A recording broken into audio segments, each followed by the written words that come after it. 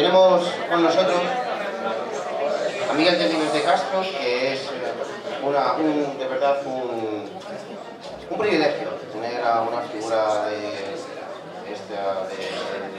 con este bagaje, con tantos años de experiencia, con tantos años de trabajo, con un legado de trabajo muy importante. Con tu permiso voy a ver. Hola. Ahora sí. ¿Se te oye? ¿Le oímos? ¿Bien? ¿Sí? Vale. A las malas coges bueno, de momento te oímos, vale. Pues nada.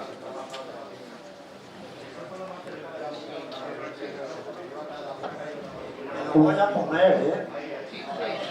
Como me lo coma, me tiene que dar golpes en las partes.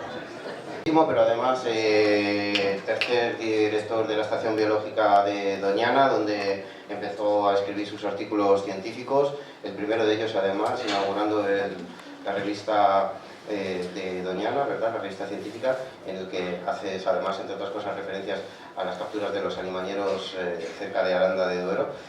Y sí.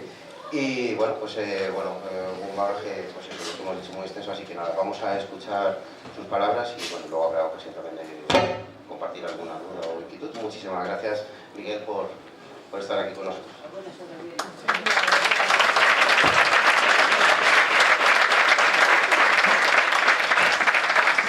Bueno, muchísimas gracias a vosotros, decía. Muchísimas gracias a Araujo de Miel por la invitación, a Isidro por la insistencia, que me ha escrito un montón de veces, a la Fundación Miguel de Libes, que me instó también a venir aquí a participar en estas jornadas, ya que venía la exposición, que está en el otro lado. Y luego muchísimas gracias también a Ángela, que para mí es Angelita. Entonces yo diría Angelita sin parar, porque la conocí pues cuando ella entró en Salvat, exactamente. Yo estaba allí, ella trabajaba más bien en el piso de abajo, aunque subía con frecuencia, porque era la más simpática de las del piso de abajo. Y los que escribíamos la enciclopedia de la fauna, trabajábamos en el piso de arriba. Bueno, ahí sale un poco grande y se nos sale del cuadro, pero lo que yo les iba a contar. Pero ya les decía a Isidro que casi prefería que no lo hubieran proyectado, porque ya me iba cogiendo carrerillas en diapositivas y era más fácil. Me he acordado de muchísimas cosas escuchando a Angelita aquí y hablando con ella ahora, ¿no? De muchísimas cosas de aquellos tiempos. Yo conocí a Félix Rodríguez de la Fuente antes de conocer a Angelita y antes de que Ángela conociera a Félix también.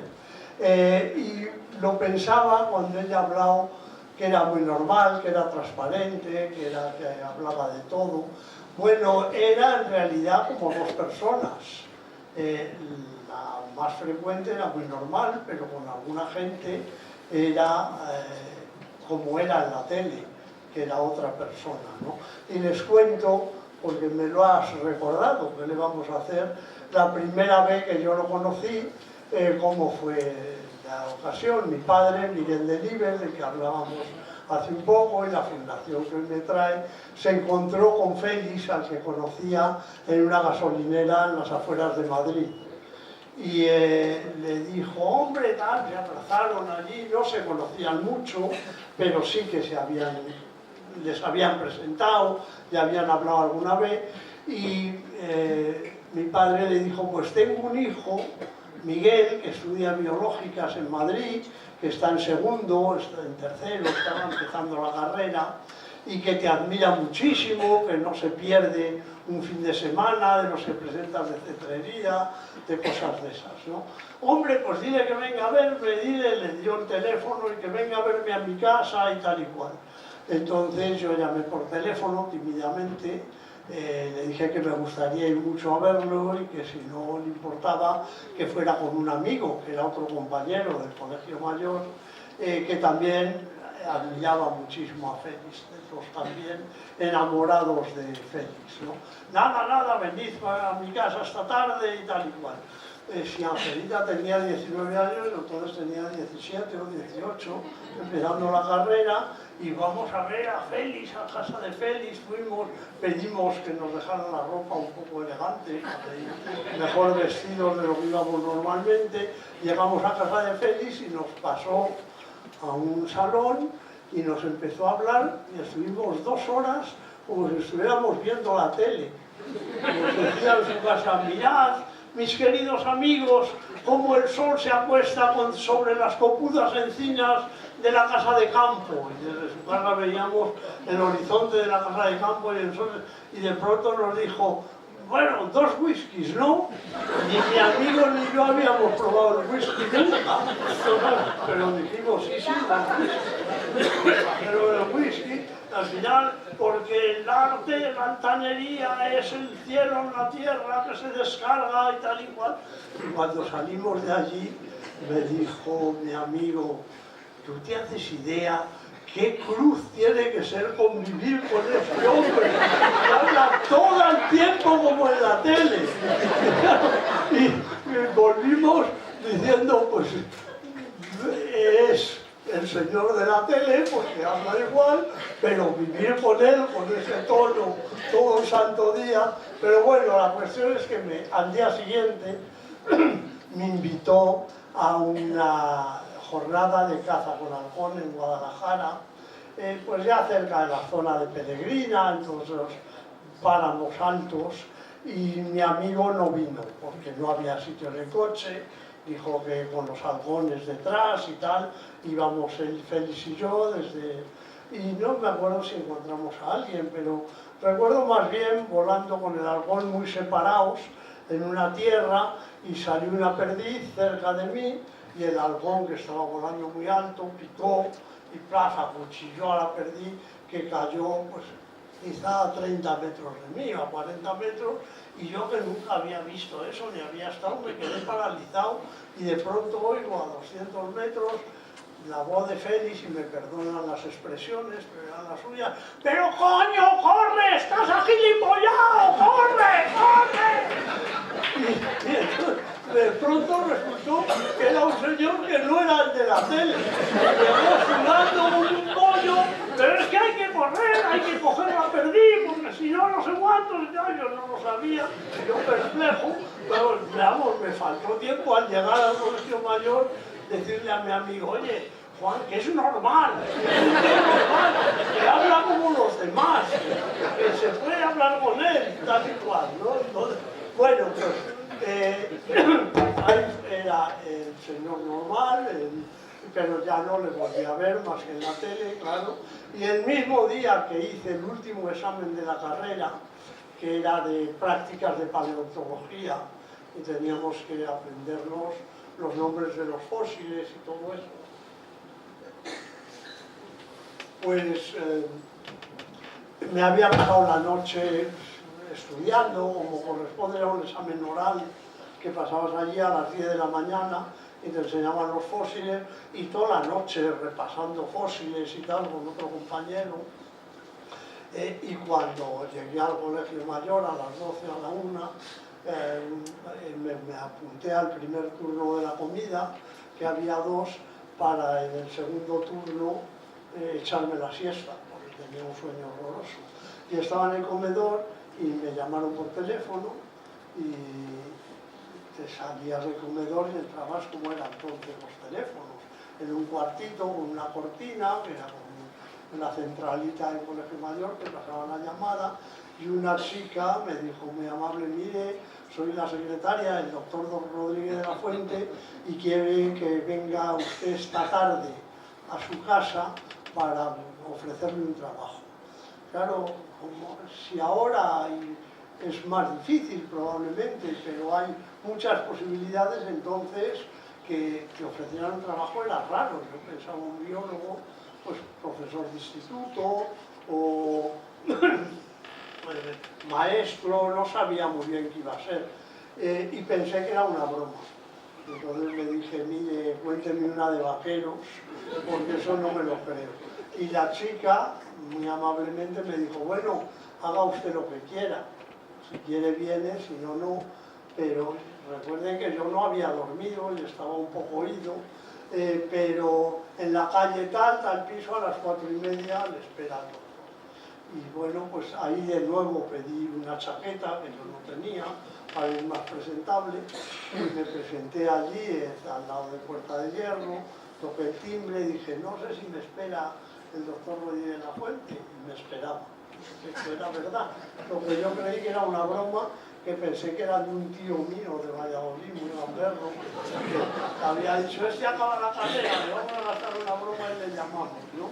¿Qué le puede gustar más? Pues Rodríguez de la Fuente. Pues fue, y era Rodríguez de la Fuente, y bueno, pues allí me estuvo explicando que conocía a un profesor de mi facultad, de mi curso, y había preguntado nombres de chicos y chicas que acabáramos la carrera ese año, porque iba a empezar la Enciclopedia Salvat de la Fauna y quería contratar a alguno y le convenía que fuéramos también recién licenciados para que no pidiéramos mucho y supiéramos cómo se debía hacer aquello, cuando de hecho hicimos los 3 años de enciclopedia sin tener un contrato ni nada parecido.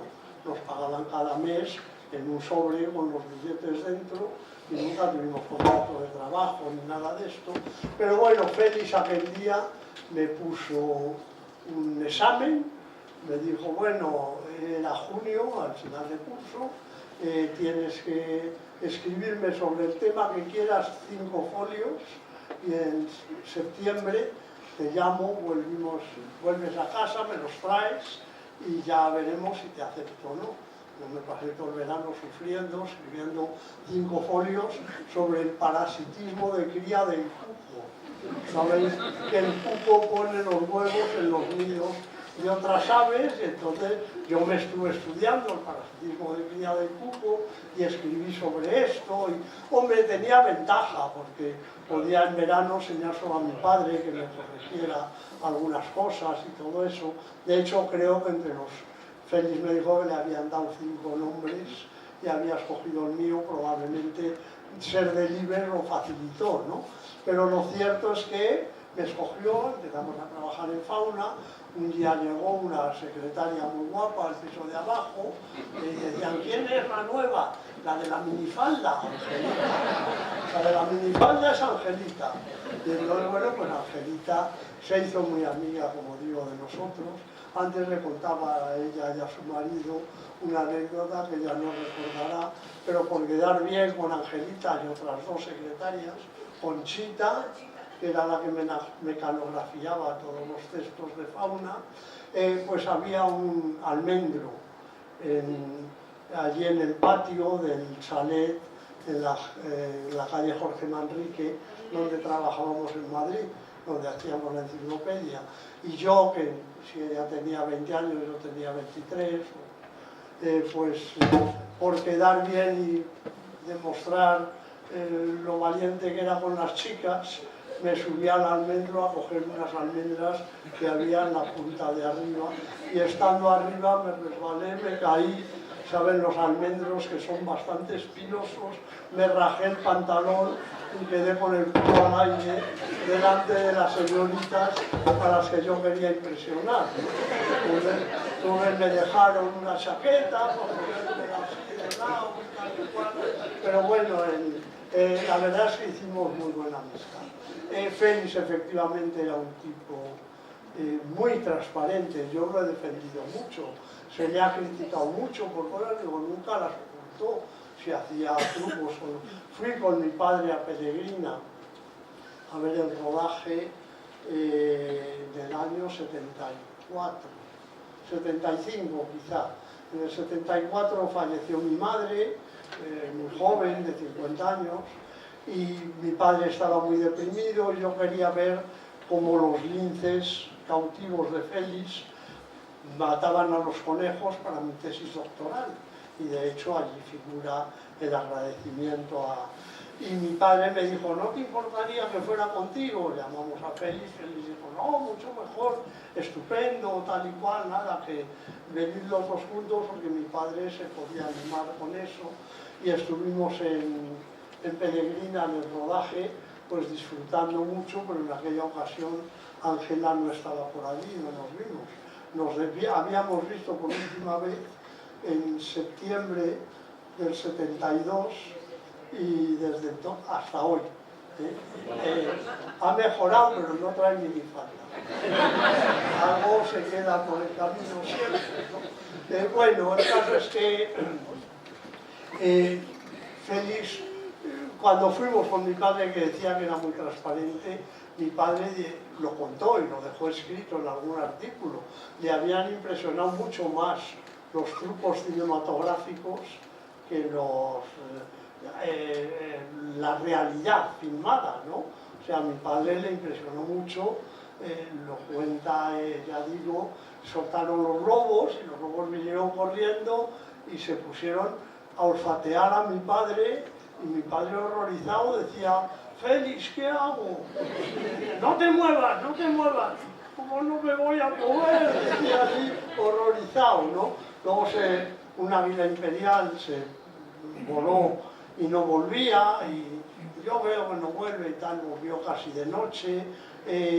Unos turones, pues les rodaban como si fuera de noche. Félix decía: noche americana. Y es como hacen las películas, ¿no? Pones un filtro y en vez de ser de día, pues es de noche.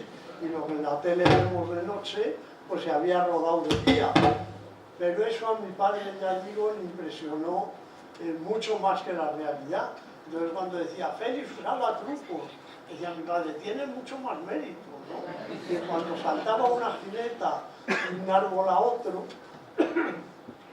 tenían una caña de pescar con un pollito de gallina arriba, y ponían la caña así, la jineta trepaba, y cuando iba la pobre a comerse el pollito, se lo pasaban a otro tiro, y la jineta iba detrás. Pero claro, en la película, en el montaje, no se ve el pollito, pero era realmente espectacular, ¿no? Bueno, otra anécdota de lo transparente que era es que en la primera época de Fauna, de la enciclopedia, a Félix todavía le criticaban mucho porque él no hacía sus propios programas de televisión. Había hecho alguna cosa de cetrería, de tal, pero básicamente en los programas de fin de semana era presentador de otros reportajes, de otras cosas, comentador de cosas, pero no hacía... Entonces yo vi un libro en una librería, vi un libro de Madrid, en una librería madrileña, y un alemán, que no me acuerdo cómo se llamaba, pero era de divulgación de la naturaleza. Y en la entrada del libro decía: he ordeñado muchas vacas, pero el queso que he hecho es mío. Es decir, el autor había recogido información de muchos sitios, pero el queso que había salido de allí, que era el libro, era suyo, ¿no? Entonces pensé: este lema a Félix le va a encantar, porque es justo lo que le va a dar, y le regalé el libro. Bueno, le regalé el libro, efectivamente le encantó y todo eso, pero como era una esponja que todo lo que oía lo aprendía y lo retenía, y luego realmente no sabía de dónde había salido, 3 meses después, hablando de algo, porque desde joven, Miguelito, que ella era Angelita y yo Miguelito, desde joven, Miguelito, yo he tenido un lema: he ordeñado muchas vacas, pero eso que he hecho es mío. Y yo digo: pero Félix, si eso es un libro que te he regalado yo, si eso lo dijo un alemán. No me digas. Oye, pues siempre pensé que se me había ocurrido. No tenía ni idea que me lo hubieras dado tú, pero ahora que lo dices, pues será verdad. Pero es que era así. Tú le contabas cualquier cosa y él la interiorizaba, la mezclaba en su mundo, que Ángel ha dicho algo de eso, ¿no? Se le iba ocurriendo otra cosa y la colocaba en su cabeza naturalista y le servía para cosas, y luego ya se olvidaba de la procedencia, de dónde ha salido eso. Tenías que decirle: oye, que eso te lo he dicho yo, que no te lo has inventado tú, ¿no? Y bueno, la otra cosa ya que les quería contar, que se me ha ocurrido todo oyendo a Angelita charlar antes, es cuando ya yo trabajando en Doñana, y él, te lo han preguntado, pero ha sido cuando te has emocionado y no has llegado a hablar de eso, no tanto la parte personal que te ha emocionado como la parte de si Félix había cambiado o no en aquellos años. Bueno, yo tenía alguna relación con él, no mucha, pero hablábamos por teléfono y nos escribíamos alguna vez, y efectivamente él iba viendo que en todo el mundo se hacían cada vez más programas de televisión, mejores, programas de naturaleza en televisión, y que hacían un programa de media hora con el presupuesto con el que él hacía 42 al año, 40 al año, ¿no? Entonces, empezaba a ser difícil competir con aquello, ¿no? Y Félix lo sufría, realmente se le ocurrían otras cosas, como fue la carrera, vamos, el lugar donde perdió la vida, en filmar aquello, pero empezó una deriva en televisión que quizá solo notábamos los más amigos y los más naturalistas, o sea, nos habíamos formado con él, ¿no? Que era sacar cosas cada vez más, digamos, escabrosas y menos naturales, menos normales, ¿no? Por ejemplo, sacar una nutria atacando a un cervatillo en un río, ¿no? Eso no tiene ningún sentido, no ocurre jamás, pero si tienes a la nutria muy hambrienta y la sueltas ahí y aparece un bicho que corre y a ver si me lo puedo comer, ¿no? Y se lanza. Y en otra ocasión fue una jineta, tú te acordarás que yo llevaba alguna jineta pequeñita que me regalaba Félix, nacían en la casa de campo, y la llevaba allí a salvar porque las criaba yo a mi perón. Y sacó una jineta atacando a una liebre que le doblaba el peso, daba unos saltos la liebre y la jineta allí agarrada, tremendos. Nunca una jineta ataca a una liebre adulta, es difícil que se encuentre. Y a mí me sentó mal. Yo estaba ya en Doñana, había hecho, gracias en parte a Félix y a los alimañeros, como ha dicho Isidro, mi tesis de licenciatura, mi tesina sobre lo que comían las jinetas. Me había esforzado mucho en enseñar que comen algún pajarito, pero básicamente ratones. Entonces son muy buenas eliminando ratones del campo y que las debemos conservar y proteger. Y claro, en un país de cazadores, si en el año 85, 80, 78 se saca una jineta atacando a una liebre, pues no era bueno para las jinetas. Y entonces le escribí una carta muy enfadado, diciendo: Félix, no me ha gustado eso, va contra lo que tú nos has enseñado siempre, lo que yo repito porque tú me lo enseñaste, defendemos a los depredadores porque ayudan al medio y tal y cual. Bueno, pues le escribí esa carta y unos días después teníamos que ir a Madrid, yo desde Sevilla, a un homenaje a José Antonio Valverde, que había sido un poco maestro de Valverde, de Félix en Valladolid, y que, con el que había cogido el primer halcón, por cierto, en Saldaña, y que le homenajeaban el Consejo de Investigaciones Científicas. Y yo iba aterrado. Yo tenía entonces 30 años ya, pero seguía siendo muy joven, y Félix era una personalidad, y tenía pues, 20 años, no sé yo, y yo le había escrito una carta criticándolo, diciéndolo que no me gustaba lo que hacía y que no era el mejor camino y tal y cual, ¿no? Y entonces iba muy asustado a ver cómo reacciona, porque nos van a encontrar en el Hotel Palace en una cena. Y bueno, pues en un salón de aquellos del Palace enorme, y me he acordado cuando Angelita ha dicho lo de castellano, ¿no? Oí una voz de la otra punta del salón: ¡Miguelito! ¡Ven acá! ¡Un abrazo! Así me gustan a mí los amigos, diciéndonos las verdades a las claras, como castellanos viejos, diciéndonos lo que hay que oír y tal y cual. No, ya me dejó desarmado completamente. Y luego ya él me explicó conmigo inerme, porque aquel abrazo y aquel decirme así me gusta, ya me dejaba sin capacidad para discutir. Y ya me estuvo diciendo lo difícil que era hacer televisión, cada vez más difícil, y que había que recurrir al efectismo, a cosas muy efectivas, a cosas muy llamativas, porque si no la gente se desenganchaba y veía otras. O sea que él sí que realmente era consciente de que mantener su enorme éxito, que cambió España y cambió, por supuesto, la biología española. Yo he dicho muchas veces que Félix hizo por la naturaleza, nos hizo europeos en respeto y cariño a la naturaleza, igual que el bikini nos había hecho europeos en otras costumbres, ¿no? O sea que sí, gracias a Félix, pues empezaban a ser parecidos a los franceses o los ingleses o los alemanes, que respetaban y admiraban, querían su naturaleza. En Valladolid había una tertulia de catedráticos que un tío de mi mujer, que tenía muy sardónico, así, decía, es la tertulia de los listos.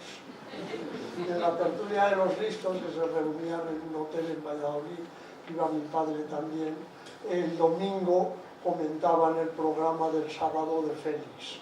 O sea que el catedrático de anatomía, el de derecho administrativo, de los que se ponían a discutir si los salmoches partiendo huevos era innato o aprendido, y qué significaba eso para la condición humana y qué trascendencia tenía, etcétera, etcétera, ¿no? Bueno, todo esto, que es un rollo larguísimo, no tenía nada que ver con mi conferencia. Pero claro, yo cuando vi que venía Angelita, dije, tengo que llegar a oír a Angelita, porque hace mucho que no la veo y pues son recuerdos de mucho tiempo. Ella me ha provocado diciéndome cosas de Félix y cómo era Félix, y realmente pues viendo en esta audiencia el cariño que le tenéis, lo importante que fue aquí, me gustaba también contaros esas cosas, ¿no? Bueno, hay otras, se me ocurren ahora muchas más bobadas, ¿no? Nos invitaba a comer un par de veces al año a los colaboradores a los que hacíamos la enciclopedia, ¿no? Él hacía mucho, y yo he dicho muchas veces que yo he aprendido naturaleza con mi padre, pero he aprendido a escribir con Félix. Porque Félix, la primera cosa que escribí para la enciclopedia Fauna, que fue generalidades de los mamíferos, me la rompió 4 veces. Solo la 5ª vez sirvió. Y en aquella época no había ordenador para decir, a ver la versión anterior. Todo lo más tenías una copia en calco de esta negra, con lo cual había que escribirlo todo otra vez. Él tenía una facilidad asombrosa, se sentaba así en una silla, ponía los pies en la otra y le decía a Conchita, que era la secretaria, Conchita, escribe. Pero ahí va yo por el delta de Locabango, y Conchita, que nunca he visto, a lo mejor Angelita era así, pero no trabajó conmigo, solo me traía bocadillos. Pero no trabajaba directamente en fauna, sino más en tareas administrativas, como ella ha contado, ¿no? Pero nunca he visto una secretaria de redacción o una redactora tan eficiente como Conchita, que escribía al ritmo en que Félix hablaba y luego apenas había que corregir. Y lo que Félix hablaba tampoco había que corregir. Antes has preguntado, Isidro, cómo trabajaba Angelita. Nosotros escribíamos un capítulo del león, o yo escribía el hipopótamo, recuerdo. Entonces tirabas 15 días leyendo cosas de los hipopótamos y tal, y hacías 15 folios, lo mejor que podías, o 20 folios. Y Félix cogía tus 20 folios, los leía, y en vez de decir el hipopótamo puede permanecer bajo el agua hasta 2 horas sin salir a respirar. tú habías escrito eso, ¿no? Mis queridos amigos, escribía, yo he comprobado cómo los hipopótamos pueden sumergirse y están por encima de las 2 horas, y eso lo copiaba Conchita y eso salía en Fauna luego, ¿no?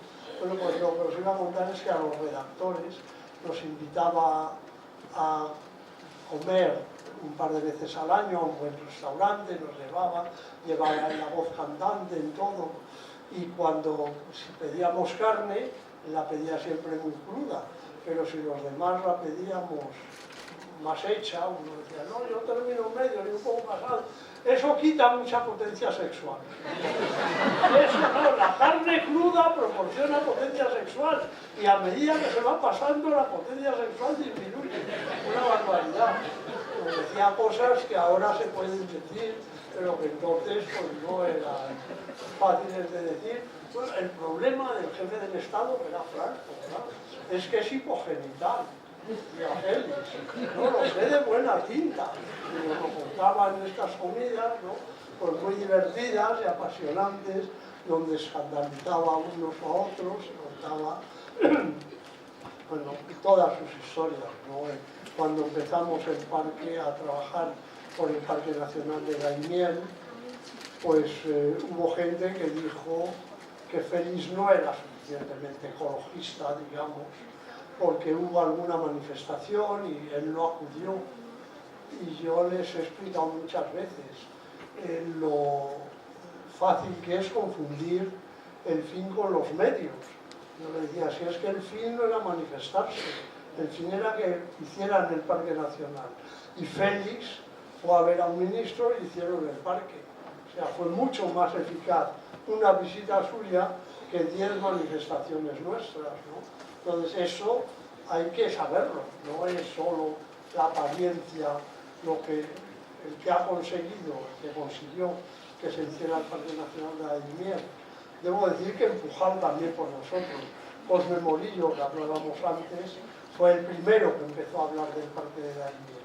Cosme nos empujó a los demás, era otro de los que escribían, empujamos todos a Félix, y cuando Félix lo consideró oportuno, tocó el timbre que tenía que tocar y se hizo el parque, ¿no? O sea que eso era muy... Pero bueno, insisto, si sigo dándole vueltas, lo que me dan más tonterías y se las seguiré contando. Yo en realidad hoy quería hablarles, ahí no se ve, pero tampoco hace mucha falta que se vea,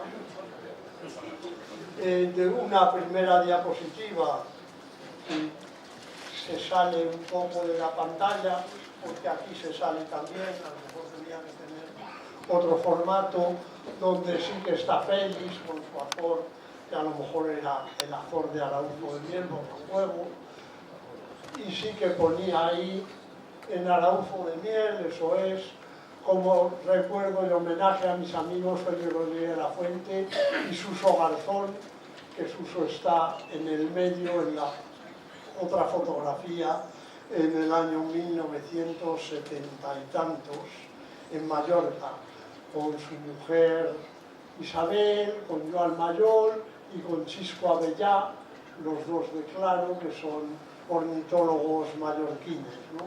Bueno, también quería poner una foto de gansos, porque no está tan lejos de aquí los montes de Oca, entonces, bueno, pues esas son las ocas, no eran los montes, por donde pasan los gansos, las ocas, que vienen volando del norte de Europa para establecerse en Doñana o en otras áreas, también en otras áreas de Castilla y León o de Extremadura, incluso en Portugal, y es un poco para transmitirles también, porque me gusta hacerlo siempre que hablo,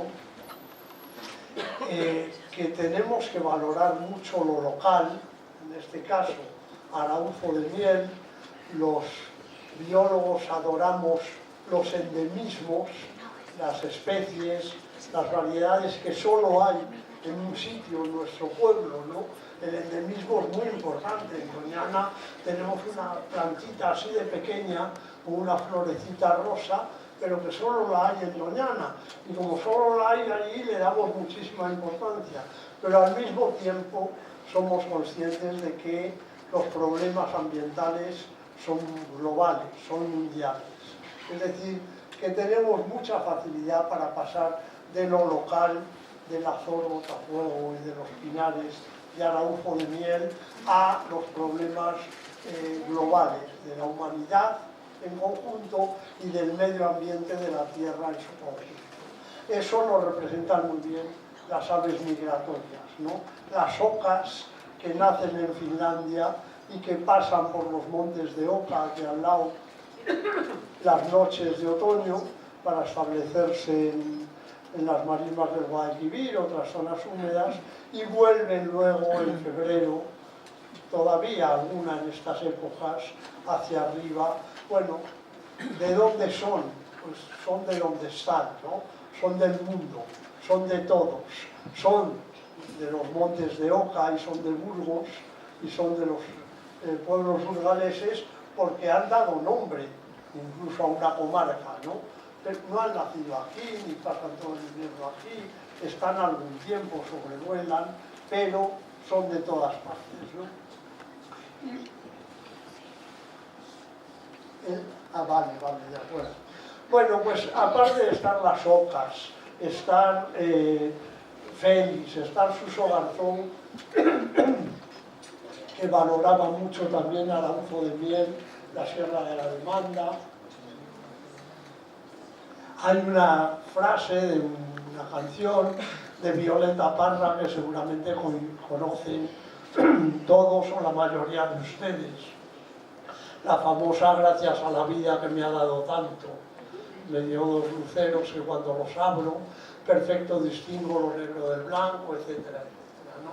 Bueno, Violeta Parra dio gracias a la vida, una canción que ha cantado todo el mundo, debe haber versiones de 50 varones y mujeres que lo han cantado, haciéndolo famoso, pero yo comento que da solo gracias a la vida, a nuestra vida. Es verdad que nombra algún ave, comenta alguna cosa más, pero da las gracias a los ojos, a los oídos, a los pies que le permiten moverse, al corazón que le permite amar, etcétera, etcétera, ¿no? Y sin embargo a mí me parece, pienso, que se le olvida algo muy lógico en aquellos años.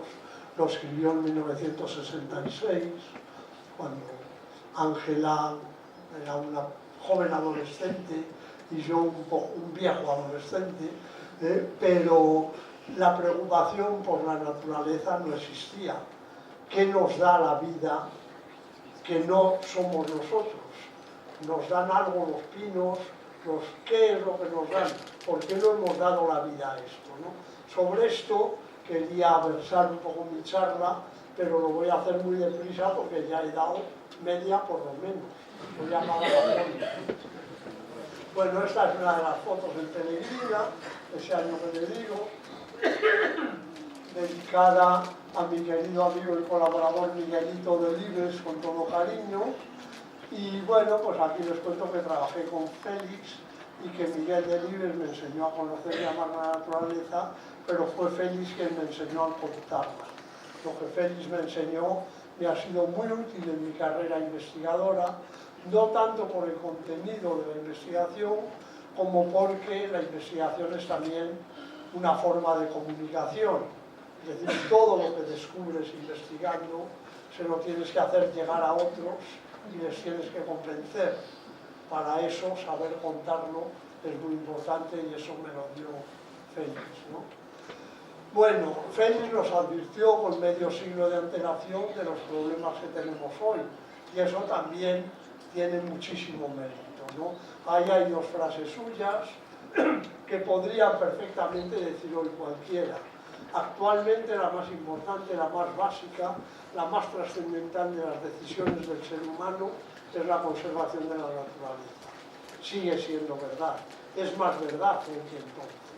Y la otra, más dramática, el hombre, eso sería menos adecuado. Hoy, por aquello decimos, el ser humano o el hombre y la mujer se acabarán cuando se acabe el equilibrio vital del planeta que lo soporta, ¿no? si se acaba el equilibrio del planeta, nos vamos a acabar nosotros también. ¿Por qué decía Félix que debemos a la Madre Tierra todo lo que tenemos?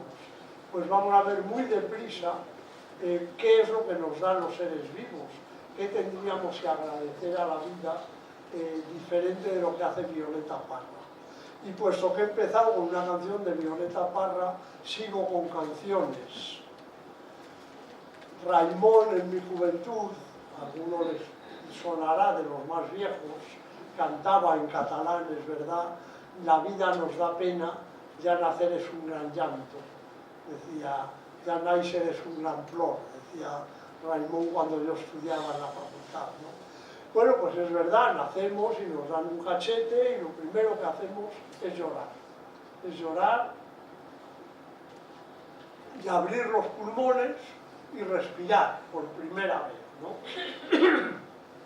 Bueno, pues, ¿no les parece maravilloso que la mezcla de oxígeno y nitrógeno que entra en nuestros pulmones sea exactamente la que necesitamos para vivir?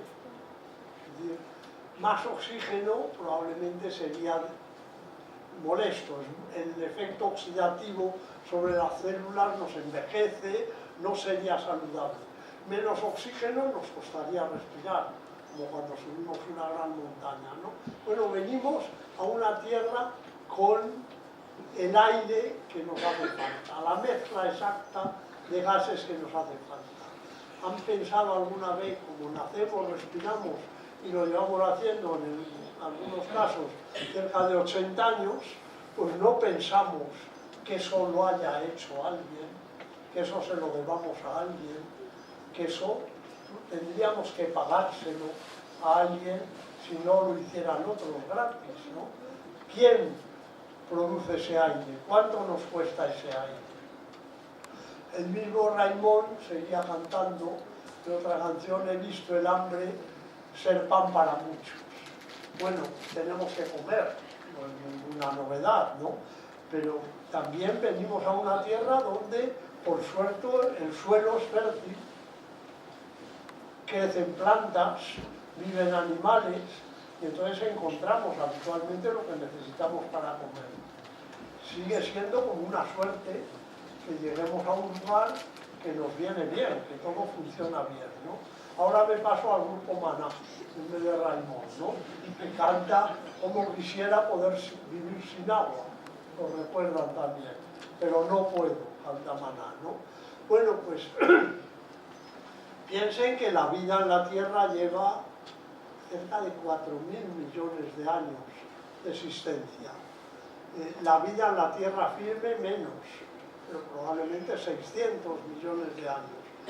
Millones de años, ¿eh? 1 millón ya se nos antoja que no se puede medir, pues 600 millones de años llevan animales, plantas cogiendo agua, y en el caso de los animales emitiendo un residuo que no es exactamente agua, que es líquido pero contiene contaminantes, ¿no?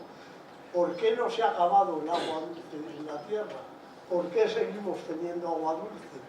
¿Quién? Nosotros generamos residuos que ensucian el aire y el agua, y sin embargo hemos podido durante miles de años, seguimos pudiendo respirar, beber. De alguna forma se tienen que limpiar. Si no fuera que el agua se limpia, antes de que inventáramos las depuradoras, se habría terminado el agua dulce limpio, se habría agotado, ¿no? Parece pues que la buena suerte nos sigue acompañando, ¿no? Esta canción es de Paco Ibáñez, pero son versos de José Agustín Goytisolo, cuando canta en Palabras para Julia, que también le sonará a muchos, no puedo más y aquí me quedo, aquí me quedo. Te dan ganas de rendirte. Es la hija Julia la que anima a José Agustín Goytisolo a seguir, ¿no? Quizá algunos recuerden, otros esperan que resistas, que les ayude tu alegría, que les ayude tu canción entre sus canciones, ¿no? Es un poema bellísimo donde los hijos nos animan a los padres a que sigamos y los nietos pues, nos animan a través de los hijos a que sigamos, ¿no? A no rendirte. Bueno, no puedo más, y aquí me quedo, nos puede haber ocurrido cuando estás muy cansado, hace mucho calor, estás subiendo un monte, has trabajado mucho, no resistes más, pero siempre encuentras una sombra donde reponerte, siempre encuentras un lugar fresquito. Digamos que el clima también nos ayuda. En general no hace ni demasiado frío ni demasiado calor. Pues bien, todo eso, si disponemos de oxígeno en el aire, de suelo fértil y comida, de agua limpia, de un clima adecuado, entre otras muchas cosas, es gracias a lo que llamamos biodiversidad. Es decir, es gracias a los seres vivos. La biodiversidad, llamamos, es la variedad de vida en la Tierra, en todos los niveles de organización, y no es un término científico, aunque suena como muy científico, es más bien, intenta aparentarlo, les digo ahí, es más bien un término para convencer a gente como ustedes. Es decir, es un poco como un lema comercial. Igual que decir la chispa de la vida le suena a Coca-Cola, pues decir biodiversidad tiene que sonar a conservar la naturaleza, ¿no? Entonces usamos biodiversidad como un reclamo para conservar la naturaleza. Y de muchas formas usamos esa biodiversidad, los humanos. Lo usamos en lo que llamo ahí simbiosis, que es en asociación con otras formas de vida. Hay otras formas de vida que viven con nosotros y sin las cuales no podríamos vivir.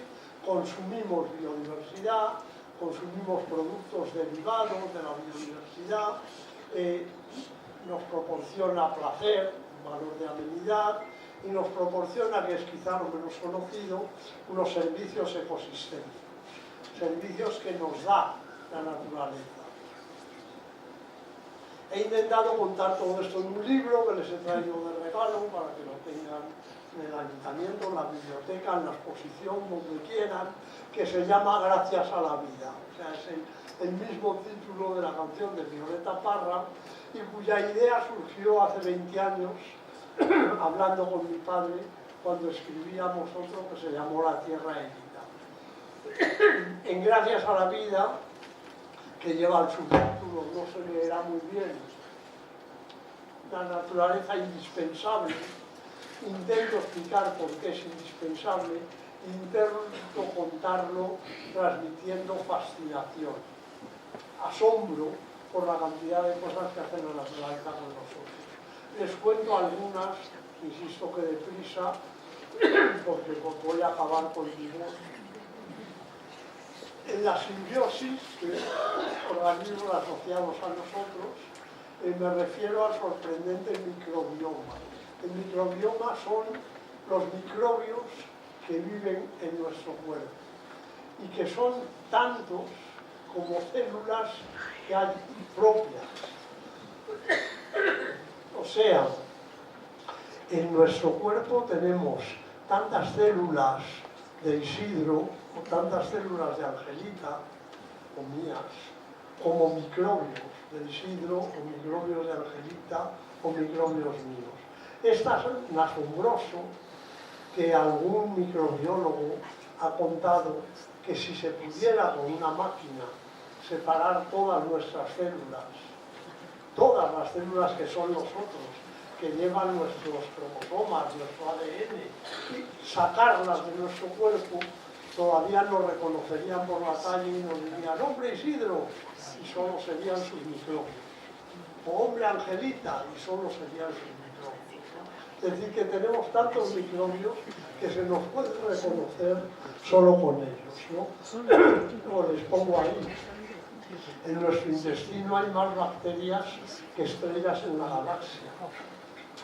O sea, millones, miles de millones de células, de bacterias que nos ayudan a digerir, por ejemplo, nos permiten digerir los vegetales, nos permiten digerir la fibra, pero también ayudan a nuestro sistema inmune, nos defienden. Una de las cosas más asombrosas, lo pongo aquí abajo, no me acordaba, una bacteria a la que se alimenta con la leche materna. O sea, la leche de las mamás tiene unos azúcares pequeños, de cadena muy corta, oligosacáridos, que no se sabía por qué eran tan abundantes en la leche materna, porque el bebé no los puede digerir. O sea, el bebé no es capaz de digerir esos azúcares, ¿no? Entonces decían, ¿para qué serán? Bueno, son para dar de comer a las bacterias Bifidobacterium infantis del intestino de los bebés. Es decir, para que esas bacterias estén a gusto, crezcan y preparen a los bebés para ser resistentes a las enfermedades, asimilar bien las grasas, etcétera, etcétera, ¿no? Nutrir el cerebro en crecimiento. Es decir, que sin esas bifidobacterias probablemente seríamos más torpes, si es que pudiéramos vivir, ¿no? A cualquiera de ustedes, y a mí también hace unos años, antes de aprender esto, les dicen, ¿para qué valen los microbios? Y probablemente dirían que los eliminen todos porque valen para producirnos enfermedades, ¿no? Bueno, las enfermedades las producen un 1 por 1000 o menos de los microbios y todos los demás nos ayudan a vivir, ¿no? Es decir, que podríamos haber pensado que no importaba que desaparecieran de la faz de la Tierra, pero hubiera sido trascendental para nosotros. Y eso ocurre un poco con todo, porque esto lo estamos conociendo ahora. Son investigaciones que se están publicando en los últimos 15 años o por ahí, ¿no? Pero habrá otras que todavía no se han descubierto y se descubrirán, ¿no? Hay otros consumos que se entienden muy bien y que ustedes que tienen huertas, que tienen tierras, lo conocen perfectamente, y esto no aparece en el libro. Esto me parece tan evidente que no creía necesario contarlo. El consumo directo. Todavía la mayor parte de los pescados que consumimos son silvestres. Cada vez hay más de piscifactoría, pero la mayoría son pescados todavía por ahí, en algún lado, ¿no? En muchos sitios se siguen recolectando alimentos. Madera, pues se produce, como saben muy bien, en los pinares y otros bosques. En otros sitios se usan otras fibras. Nosotros usamos el algodón, usamos la lana, que también es una fibra natural, usamos el lino, etcétera, etcétera. Usamos combustibles, la leña, todo esto nos lo da la naturaleza. Pero esto me parecía tan evidente que ya digo, no lo he contado, ¿no? Es menos evidente, en cambio, los productos derivados de la biodiversidad. Y lo voy a pasar muy deprisa. Por ejemplo, los medicamentos. Todos los medicamentos más recetados hoy tienen su origen en la naturaleza. Y les cuento alguno, porque casi seguro algunos de ustedes, o si no todos, han utilizado alguno de estos productos. La aspirina. La aspirina se usaba ya en la Edad Media con la corteza del sauce, se hacían emplastos, etcétera, etcétera. Es salicílico, ácido salicílico, porque procede del salix, que es el sauce, en latín. El sintrón, las personas mayores, a muchas les sonará el sintrón, es un anticoagulante, también se obtuvo por primera vez en unas plantas. Y el primer uso que tuvo fue de matar ratas. O sea, era impedía la coagulación de la sangre y se usaba como rodenticida para matar ratas. La primera vez que se aplicó fue en Estados Unidos, en los años 50 del siglo pasado, y se lo aplicaron a Eisenhower, que era un presidente de Estados Unidos. Y la gente dijo, cuando se lo han puesto a un presidente no estará mal, y no será tan malo, un héroe de guerra además y tal y cual. Entonces el sintrón se incorporó a la medicina la warfarina y todo esto procede de una planta. Las pastillas más comunes para la tensión también proceden, en este caso, de la saliva de un lagarto de los desiertos de América. Este lagarto tiene un ritmo de vida muy lento, nunca corre mucho y come pocas veces al año. Parece que le basta con comer 4 veces al año. Come 4 veces al año, pasa mucho tiempo inactivo, le baja la temperatura. La temperatura corporal normal suya son 24 o 25 grados, o sea que va en todo muy despacito, ¿no? Pero claro, a este lagarto que come 4 veces le supone una faena comerse una presa grande, comer muchos pollos y huevos hendidos y que le subiera mucho el azúcar. Tiene que tener un procedimiento y tiene unos productos que ralentizan la subida del azúcar, la minimizan, justo lo que necesitamos para impedir la subida del azúcar, los brotes, hace un efecto parecido a la insulina, pero muy lentamente, con lo cual es mucho mejor como medicamento. No actúa de golpe y ya, sino que poco a poco hace que esto se incorpore. Los anticonceptivos proceden de una planta, también mexicana. Luego todo esto se fabrica en las fábricas y ya es industrial, pero se han descubierto por primera vez en la naturaleza. Ahí les digo más cosas, pero no me voy a enredar, ¿no? Unos caracoles, estos que salen en la diapositiva, tienen un arpón que se ve ahí, con el que atrapan peces incluso, de un pez payaso de esto, arriba del todo, a la derecha, que le ha atravesado un arpón del caracol cono, ¿no? Bueno, como imaginarán, el arpón es frágil, es como una espina, y si en la presa se debate mucho, rompería el arpón y se quedaría desarmado, inerme el caracol, que hace que inyecta unas toxinas, tiene un montón de ellas, que producen la parálisis inmediata de la víctima, pero no la muerte. Eso, como pueden pensar, puede ayudar mucho, por ejemplo, de cara a la anestesia en una operación, o de cara a otros asuntos, a personas que tienen problemas de espasmos musculares, tal y cual, les pueden ayudar, bueno, a muchas más cosas. Ahí ven, quita el dolor, porque también paraliza a la víctima, pero que no le duela mucho, porque se va a debatir más, es un analgésico más poderoso que la morfina. Lo llama este señor Eric Sibian, un médico, quizá la farmacopea más importante que existe en la naturaleza, y todavía no se han empezado a estudiar, ¿no?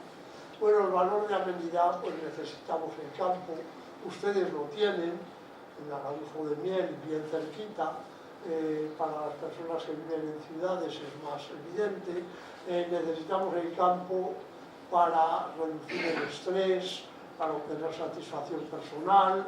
Hay muchos experimentos que a mí me llaman la atención, muchas observaciones muy llamativas, algunas experimentales, ¿no? Por ejemplo, alguna que no está anotada ahí, en cárceles que tienen cerca bosques o mar, o sea, nos hablan mucho del verde y del azul, y que tienen verde o azul cerca, que los reclusos pueden ver por las ventanas el mar, o pueden ver los árboles, o pueden ver el bosque. Hay estadísticamente muchos menos motines y muchos menos violentos que en cárceles en medio de una ciudad, por ejemplo.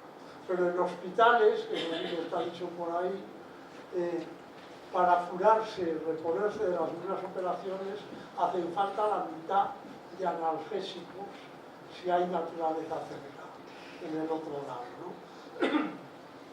El experimento que les decía a ellos con vídeos estresantes, si aquí pusiéramos un vídeo de mucho estrés, desgraciadamente, suelen ser vídeos de tráfico. O sea que en estos experimentos ponen como si fuera aquí, un vídeo aquí de tráfico, de atasco, de choque, de gente que se insulta, que se grita de ventana a ventana, de niños llorando atascados en el tráfico, que duran 3 minutos o 5 minutos. Y al cabo de ese tiempo, a la mitad de la sala, de aquí para allá, le dicen, pues salgan y hagan lo que les dé la gana. Y a la otra mitad, quédense aquí y les ponen vídeos de naturaleza. Vídeos de Félix Rodríguez de la Fuente antes de la época dura, del final, ¿no? Bueno, pues les toman la tensión arterial al acabar el vídeo estresante y después de haber visto el otro, y los que se han quedado a ver el vídeo de naturaleza han vuelto a su tensión previa más rápido que los que salen a tomar una cerveza o a charlar o siguen hablando de ellos fuera, ¿no? Y la naturaleza nos relaja. Bueno, y los servicios ecosistémicos es tal vez lo menos apreciado, menos conocido, pero son imprescindibles y es a lo que me he referido al empezar. Les pongo algunos ejemplos.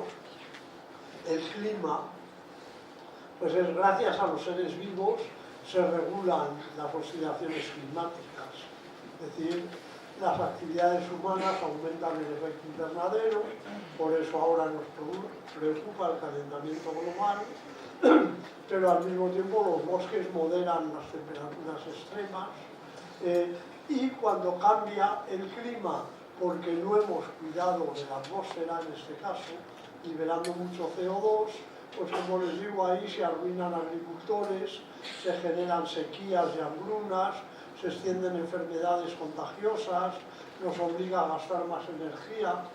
Y es llamativo en España que antes se gastaba mucha energía en invierno y ahora casi se gasta igual o más en verano para refrigerarse que en invierno para calentarse, porque ha cambiado. Y además, les pongo ahí, pues nosotros generamos el problema, pero lo pagan básicamente en otros sitios que no han liberado tantos gases de efecto invernadero, pero que les está subiendo el nivel del mar, por ejemplo, y les está inundando las tierras, ¿no? La fertilidad del suelo, ustedes conocen esto mejor que yo.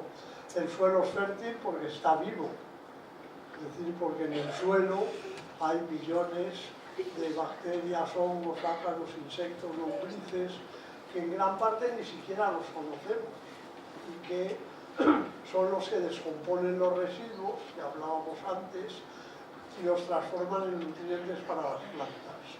Ustedes sí que conocen muy bien en las macetas, en los tiestos, que algunas veces les hemos echado abono y les hemos quemado.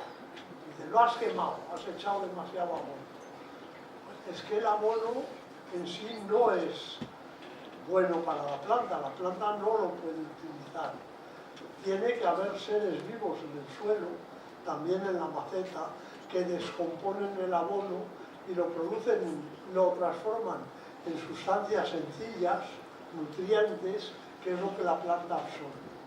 Si echas demasiado abono y no hay bacterias, hongos, ácaros que lo descompongan y lo transforman en nutrientes, la planta se quema, no puede alimentarse de ese abono, ¿no? En el Parque de Doñana, donde yo he vivido y trabajado desde que dejé Angelita, justamente, exactamente desde ese mes, estoy en Doñana, los alcornoques se morían porque las espátulas y las cigüeñas venían a anidar en los ríos arriba. Eran árboles de 300 y 400 años. Y yo me los imagino, me pongo en la piel del alcornoque, y me imagino el primer año que llegan allí los pájaros, diciendo qué cantidad de nitrógeno tenemos, qué suelo más bueno, más rico, y echando muchas hojas y creciendo y tal. Y el segundo año diciendo que esto ya no va tan bien, que no encuentran. Y el quinto año empieza a perder hojas y a secarse, y en 10 años se muere. Hemos colgado banderolas y puesto cosas que parece un crimen en un espacio natural para que los pájaros no se posen allí, para intentar salvarse. Otra cuestión es que ahora se han muerto por falta de agua, pero es otra cosa, ¿no? Bueno, además, el suelo soporta la vegetación y retiene el agua. Los desgraciados sucesos de la Dana de octubre en Valencia, pues saben ese debate que ha habido, si los cauces debían estar canalizados y limpios o debían tener plantas. Es mucho mejor que un cauce sea natural y tenga sus plantas que van frenando el agua que no meterlo en un cauce artificial donde nada frena el agua, va cogiendo velocidad y se transforma en una agua asesina, ¿no? Que es lo que pasó. Es decir, en Valencia hay que hablar del cambio climático, sí hay que hablar, pero también hay que hablar del suelo, de lo que había debajo, ¿no? Puede que llueva mucho, que sean unas lluvias catastróficas, pero si lo recibe un suelo en mejores condiciones, no tendría esas consecuencias. Bueno, esto es lo mismo. Los bosques amortiguan el efecto de los elementos, retienen suelo y agua. La deforestación elimina el suelo fértil, incrementa el riesgo de riadas y muchas personas mueren cada año en el mundo. Esta vez han sido en Valencia 250, ¿no? Pero leemos en los periódicos 3.000 muertos porque una avalancha de lodo sepulta un pueblo en Filipinas. Esto ocurre en gran medida donde se han deforestado las laderas y el barro baja, la de abajo, y tapa los pueblos, ¿no? Yo solía decir, antes de que ocurriera lo de Valencia, que en Filipinas es donde más ocurren y en los últimos 300 años se ha talado el 98% del bosque en Filipinas y eso está relacionado, ¿no? Es decir, hay una causa y hay un efecto de que eso ocurra.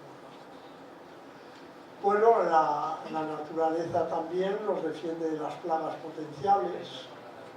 Esto me cuesta más explicarlo a campesinos y agricultores, porque me dicen, no, la naturaleza hace plagas, no las elimina. Bueno, lo cierto es que mucho las hacemos nosotros, abusando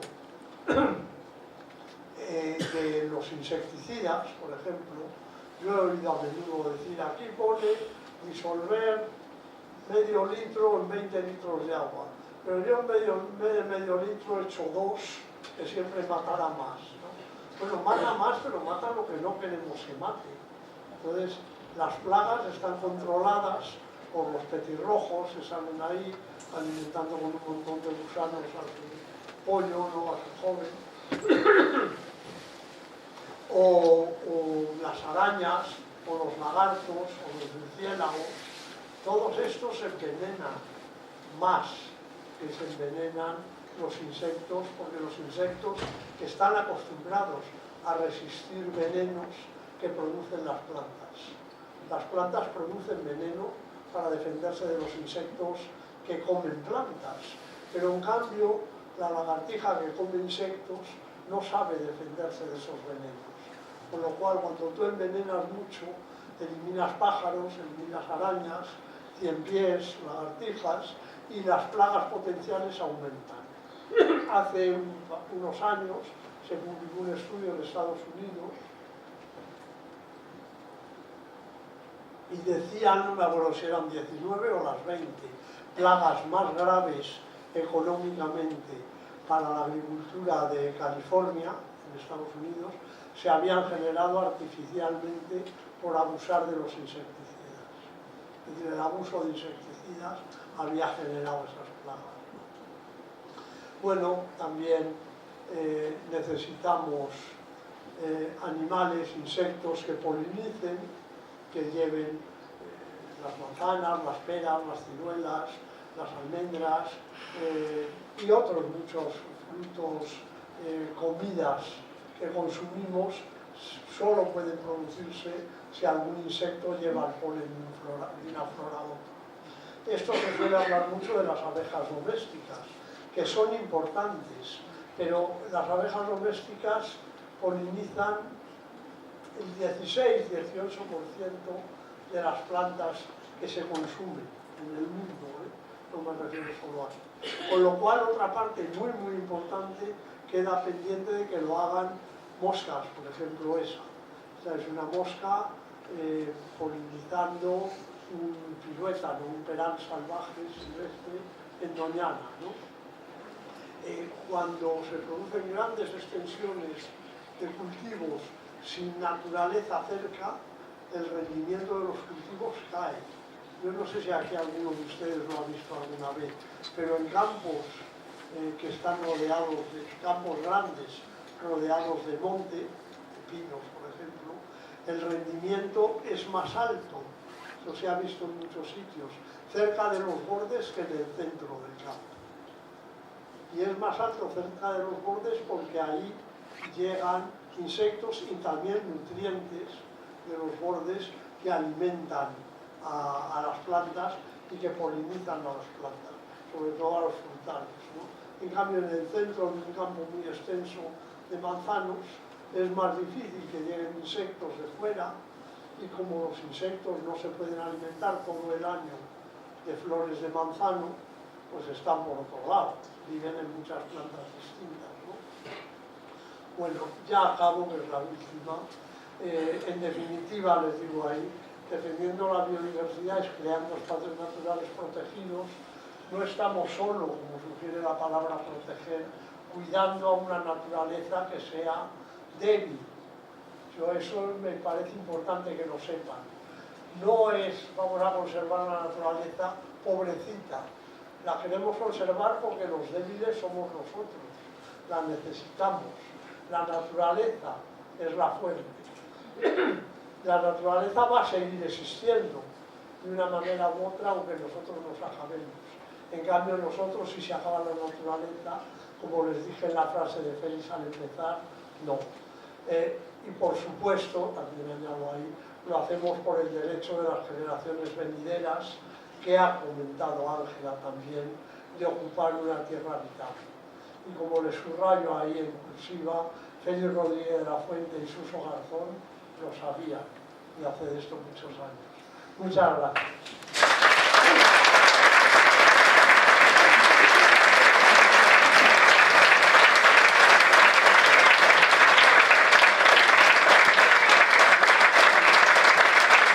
Muchas gracias.